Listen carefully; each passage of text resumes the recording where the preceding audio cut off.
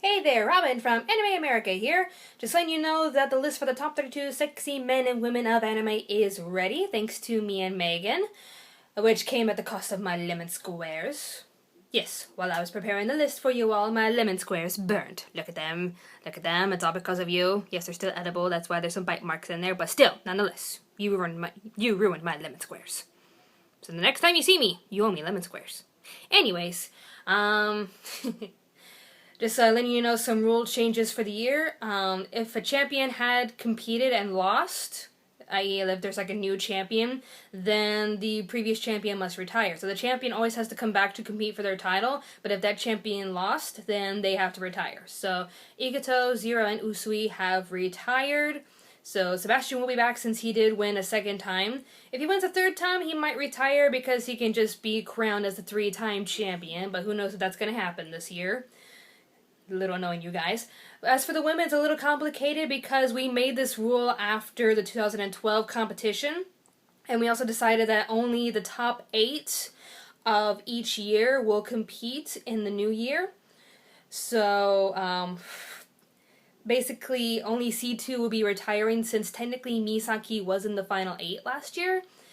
It's a little complicated, but like I said, we made this rule after the 2012 competition. So if you won the competition, if you're the champion of the year, you have to come back and compete. If you lose that year, then you have to retire. If you are in the top 8, you will be competing. And that's why it's a loophole for Misaki, because technically she was in the top 8. So Misaki and Lucy will be back to compete, as well as anybody else who made it into the top 8. Now, as for last year, when the 4 champions popped up, and Sebastian won overall, let's just count the top 8 that were originally the top 8. So if you remember the top 8 from last year, you'll know what I mean. Before the champions come in, if that makes any sense. The top 8 before the champions came in, those 8 will be back in the top 32 sexy men of anime. So the top 8 from those plus Sebastian, and then the top 32 sexy women of anime, the top 8 plus Misaki will be in this year's competition.